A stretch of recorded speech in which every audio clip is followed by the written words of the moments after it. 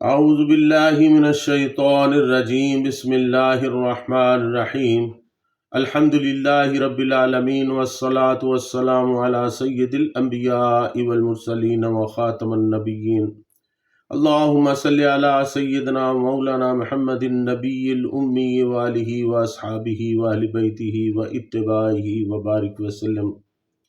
معزز ناظرین، السلام علیکم ورحمۃ اللہ وبرکاتہ۔ جاذب پبلیکیشنز میں خوش آمدید۔ میں محمد سعید جاذب آپ کی خدمت میں حاضر ہوں۔ تعلیم القرآن کا سلسلہ جاری ہے اور میں آپ کی خدمت میں سورۃ المائدہ کی تفصیلات و تشریحات پیش کر رہا ہوں۔ آج کی نشست میں سورۃ المائدہ کی آیت نمبر 20 اور 21 شامل ہے۔ ارشاد باری تعالیٰ ہے وَإِذْ قَالَ مُوسَىٰ لِقَوْمِهِ يَا قَوْمِ اذْكُرُوا نِعْمَةَ اللَّهِ عَلَيْكُمْ إِذْ جَعَلَ فِيكُمْ أَنْبِيَاءَ وَجَعَلَكُمْ مُلُوكًا وَآتَاكُمْ مَا لَمْ يُؤْتِ أَحَدًا مِّنَ الْعَالَمِينَ يَا قَوْمِ ادْخُلُوا الْأَرْضَ الْمُقَدَّسَةَ الَّتِي كَتَبَ اللَّهُ لَكُمْ وَلَا تَرْتَدُّوا عَلَىٰ أَدْبَارِكُمْ فَتَنْقَلِبُوا خَاسِرِينَ۔ اور یاد کرو جب موسیٰ علیہ السلام نے اپنی قوم سے کہا، اے میری قوم، اللہ تعالیٰ کی اس نعمت کو یاد کرو جب اس نے تمہارے درمیان انبیاء مبعوث کیے اور تمہیں حکمران بنایا اور تمہیں وہ کچھ عطا فرمایا جو سارے جہان میں کسی کو نہیں دیا۔ موسیٰ علیہ السلام نے یہ بھی فرمایا، اے میری قوم، اس پاک زمین میں داخل ہو جاؤ جو اللہ تعالیٰ نے تمہارے لیے لکھ دی ہے اور اپنی پیٹھوں کے بل نہ پھر جاؤ ورنہ خسارہ پانے والوں میں سے ہو جاؤ گے۔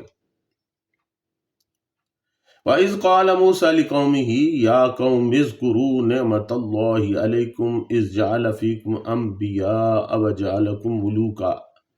اور یاد کرو جب موسیٰ علیہ السلام نے اپنی قوم سے کہا، اے میری قوم، اللہ تعالیٰ کی اس نعمت کو یاد کرو جب اس نے تمہارے درمیان انبیاء مبعوث کیا اور تمہیں بادشاہی بھی عطا فرمائی۔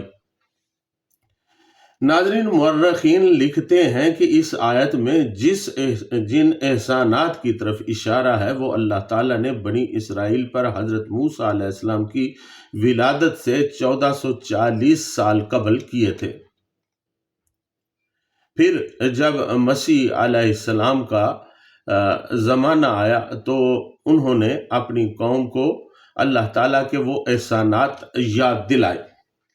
پھر مسیح علیہ السلام کے بعد 600 سال کا عرصہ مزید گزر گیا جب کہ حضور خاتم النبیین صلی اللہ علیہ وسلم کی بعثت ہوئی اور اللہ تعالیٰ نے ان آیات کے ذریعے گزشتہ واقعات کا تذکرہ فرمایا۔ ناظرین، مفسرین کرام رحمۃ اللہ علیہ فرماتے ہیں کہ بنی اسرائیل پر سب سے بڑا احسان یہ تھا کہ اللہ تعالیٰ نے انہیں توحید پرست بنایا۔ بحیثیت قوم بنی اسرائیل خدا کی وحدانیت کا تصور رکھتے تھے۔ البتہ باقی احسانات کا تذکرہ اس آیت میں یوں بیان کیا گیا ہے کہ اِذْ جَعَلَ فِيكُمْ أَنْبِيَاءَ، جب اس نے تمہارے درمیان انبیاء مبعوث کیے، یعنی تمہاری قوم میں اللہ تعالیٰ نے بکثرت انبیاء پیدا کیے ہیں۔ تفسیری روایات میں آتا ہے کہ مجموعی طور پر بنی اسرائیل میں 4000 نبی مبعوث ہوئے، جو کہ اللہ تعالیٰ کا بہت بڑا احسان ہے۔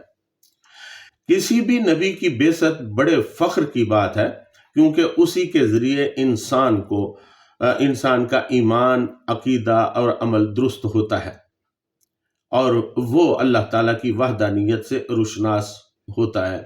اسی لیے فرمایا کہ پہلا احسان تم پر یہ فرمایا کہ تم میں ہزاروں نبی مبعوث فرمائے، وَجَعَلَكُمْ مُلُوكًا، اور تمہیں حکمران بنایا۔ ناظرین، حضرت پیر کرم شاہ صاحب رحمۃ اللہ علیہ اپنی تفسیر ضیاء القرآن میں لکھتے ہیں کہ یہاں ملک کا لفظ بادشاہ کے معنی میں مستعمل نہیں ہوا بلکہ آزاد اور خود مختار کے معنی میں مذکور ہوا ہے۔ مقصد انہیں یہ جتانا ہے کہ پہلے تم فرعون کی غلامی کی زنجیروں میں جکڑے ہوئے تھے، اب وہ کاٹ دی گئی ہیں اور تمہیں آزادی اور حریت کی نعمت سے سرفراز فرما دیا گیا ہے۔ مفسرین کرام ابن جریر رحمۃ اللہ علیہ، امام رازی رحمۃ اللہ علیہ اور امام قرطبی رحمۃ اللہ علیہ نے اس معنی کو پسند فرمایا ہے۔ امام قرطبی رحمۃ اللہ علیہ کے الفاظ یہ ہیں: وَجَعَلَكُمْ مُلُوكًا أَيُّ تَمْلِكُونَ أَمَرَكُمْ لَا يَغْلِبُكُمْ عَلَيْهِ غَالِبٌ بَعْدُ إِن كُنتُم مَمْلُوكِينَ لِفِرْعَوْنَ مَقْهُورِينَ۔ حضرت زید بن اسلم رضی اللہ تعالیٰ عنہ نے حضور صلی اللہ علیہ وسلم کا یہ ارشاد بھی روایت کیا ہے کہ جس کے پاس رہنے کے لیے گھر اور خدمت کے لیے خادم ہو وہ ملک ہے۔ ناظرین، بعض مفسرین کرام رحمۃ اللہ علیہ ملک کا مطلب بادشاہ بھی لکھتے ہیں۔ بہت سے انبیاء کو بڑی بڑی سلطنتیں عطا فرمائی گئیں۔ حضرت یوسف علیہ السلام کو مصر کی حکمرانی ملی، حضرت داؤد علیہ السلام اور حضرت سلیمان علیہ السلام کی عظیم سلطنتیں تاریخ کا اہم حصہ ہیں۔ حضرت سموئیل جو حضرت موسیٰ علیہ السلام کے بعد نبی ہوئے، ان کی موجودگی میں حضرت طالوت رحمۃ اللہ علیہ جو کہ نبی نہیں تھے، ان کی بادشاہت کا ذکر سورۃ البقرہ میں آ چکا ہے۔ ان کے علاوہ بھی بنی اسرائیل میں بہت سے جلیل القدر انبیاء کو بادشاہت عطا ہوئی۔ یہ اللہ تعالیٰ کی مہربانی اور اس کا احسان تھا۔ عام طور پر تخت و تاج کے مالک کو ہی بادشاہ کہا جاتا ہے، لیکن حضرت عبداللہ بن عباس رضی اللہ تعالیٰ عنہ فرماتے ہیں کہ بنی اسرائیل ہر خوشحال اور آسودہ حال آدمی کو بادشاہ کہتے تھے۔ صحیح مسلم شریف میں بھی آتا ہے کہ کچھ لوگ حضرت عبداللہ بن عمرو بن العاص رضی اللہ تعالیٰ عنہ کے پاس گئے اور کہنے لگے، کیا ہم محتاج اور مہاجر نہیں ہیں؟ آپ رضی اللہ تعالیٰ عنہ نے پوچھا، کیا تمہاری بیوی موجود ہے؟ عرض کیا ہاں۔ انہوں نے پوچھا، تمہارے پاس مکان بھی ہے؟ عرض کی جی ہاں، مکان بھی ہے۔ آپ رضی اللہ تعالیٰ عنہ نے فرمایا، تو پھر تم محتاج کیسے ہوئے؟ تم تو غنی ہو۔ اس شخص نے پھر عرض کی، میرے پاس تو خادم بھی ہے۔ اس پر آپ رضی اللہ تعالیٰ عنہ نے فرمایا، انت من الملوک، تم ملوک میں سے ہو، یعنی تم خوشحال آدمی ہو۔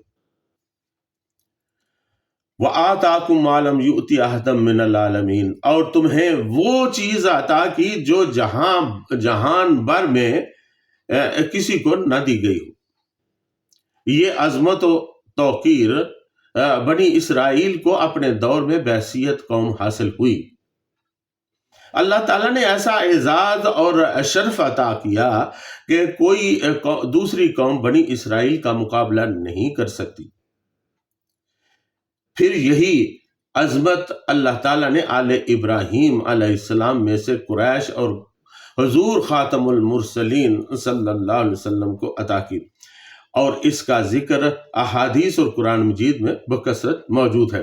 پارہ نمبر 2 سورۃ البقرہ آیت نمبر 143 میں ارشاد باری تعالیٰ ہے، وَكَذَلِكَ جَعَلْنَاكُمْ أُمَّةً وَسَطًا لِتَكُونُوا شُهَدَاءَ عَلَى النَّاسِ وَيَكُونَ الرَّسُولُ عَلَيْكُمْ شَهِيدًا، اور اسی طرح ہم نے بنا دیا تمہیں بہترین امت تاکہ تم گواہ بنو لوگوں پر اور ہمارا رسول تم پر گواہ ہو جائے۔ ناظرین، امت محمدیہ صلی اللہ علیہ وسلم کو یہ برتری عرصہ دراز تک دنیا میں حاصل رہی۔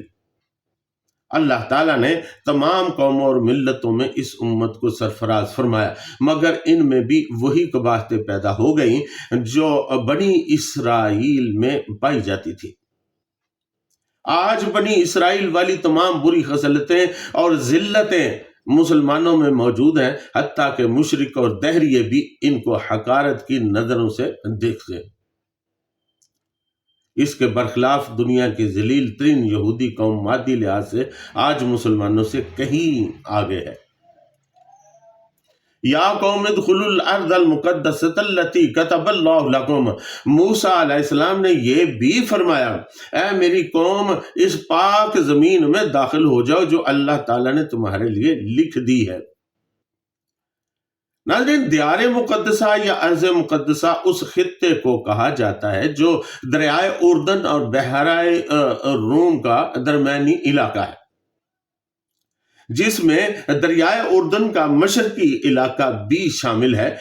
کتاب مقدس کے مطابق روایتی طور پر اسے ارض اسرائیل اور تاریخی طور پر فلسطین کے نام سے جانا جاتا ہے۔ یہ ایک نہایت ہی زرخیز خطہ ہے جسے اللہ تعالیٰ نے تمام ظاہری اور باطنی خوبیوں سے نوازا ہے۔ اسی سرزمین میں ہزاروں انبیاء مبعوث ہوئے۔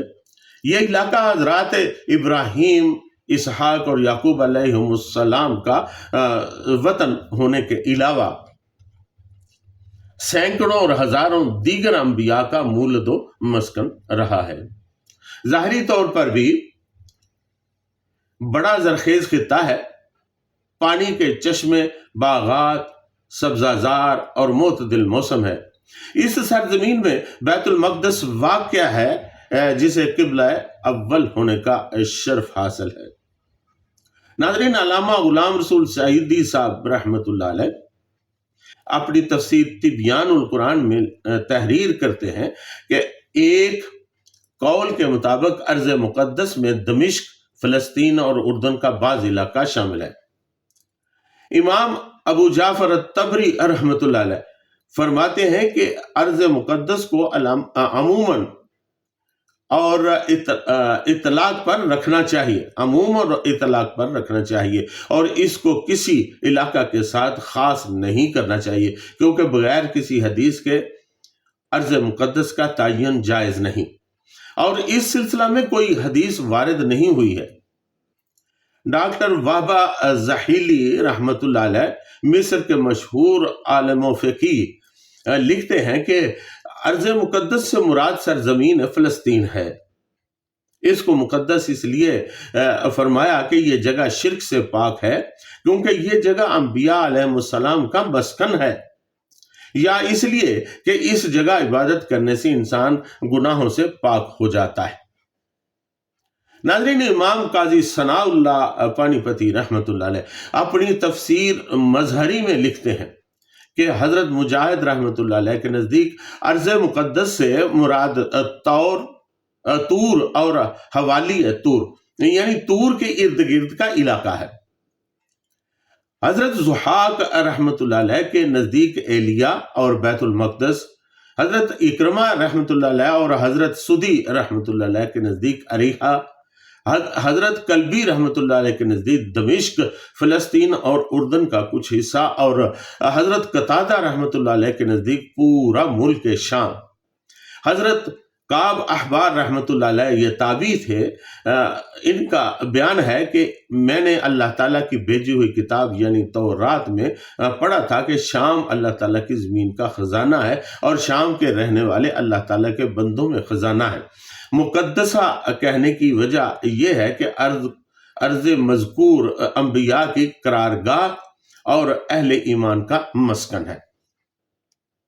وَلَا تَرْتَدُّوا عَلَىٰ أَدْبَارِكُمْ فَتَنقَلِبُوا خَاسِرِينَ، اور اپنی پیٹھوں کے بھل نہ پھر جاؤ ورنہ خسارہ پانے والوں میں سے ہو جاؤ گے۔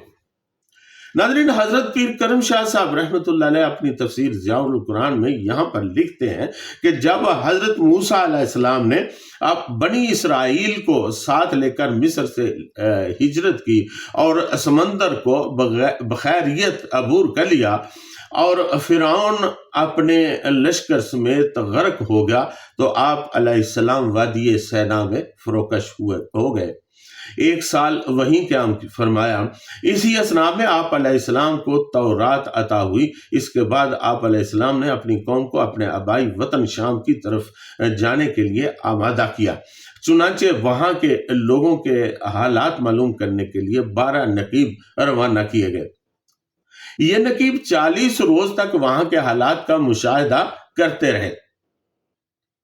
جب واپس آئے تو حضرت موسیٰ علیہ السلام نے انہیں فرمایا کہ قوم کے سامنے برملا ایسی کوئی بات نہ کہنا جس سے ان کے حوصلے پست ہوں، لیکن 12 میں سے 10 نے تو وہاں کے لوگوں کی قوت و جبروت، اس کے قد و قامت، ان کے قلموں کی مضبوطی کا ایسا نقشہ کھینچا کہ بنی اسرائیل چلا اٹھے اور انتہائی بے باکی سے اپنے پیغمبر کو کہہ دیا کہ ہم ایسی جابر قوم سے ٹکر لے کر اپنے بچوں کو یتیم اور اپنی بیویوں کو بیوہ کرنے کے لیے ہرگز تیار نہیں۔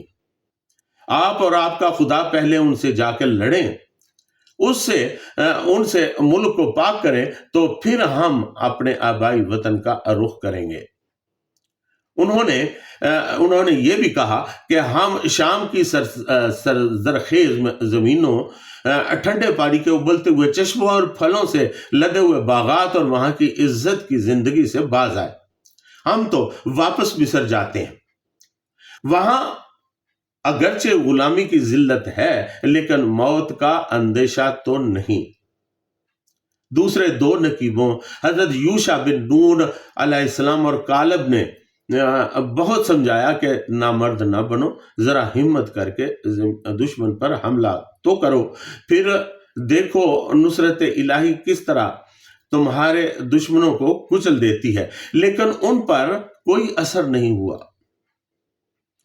چنانچہ ان کی اس بزدلی اور پیغمبر کی نافرمانی کی وجہ سے اس ملک کا داخلہ ان پر بند کر دیا گیا۔ 40 برس تک مختلف بیابانوں اور صحراؤں کی خاک چھانتے پھرے۔ جب اس مدت میں غلامی کی گود میں پلے ہوئے اسرائیلی لقمہ اجل بن گئے اور آزادی کی فضا پیدا ہونے والے بچے پروان چڑھے تو انہوں نے شام پر حملہ کر کے اسے فتح کیا۔ اس سے ہمیں بھی یہ حقیقت بتا دی گئی کہ آزادی کی نعمت اسی قوم کو عطا فرمائی جاتی ہے جو اس کے لیے سر دھڑ کی بازی لگانے کے لیے تیار ہو۔ ناظرین، ان آیات سے اور ان کی تفصیل اور تشریح سننے کے اور سمجھنے کے بعد ہمیں پتہ چلتا ہے کہ آج فلسطین کا علاقہ جو ارض مقدس کہلاتا ہے یا اس کے ارد گرد کا علاقہ کس قدر اہم ہے۔